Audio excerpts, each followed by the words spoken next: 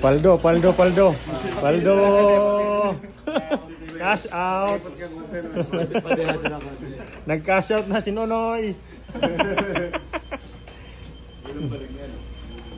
Biglang napa-cash out.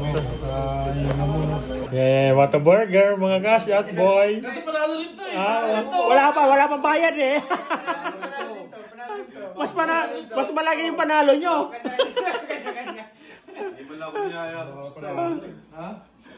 Sabi mo Lakers ka eh, hindi ka naman pumupusta eh.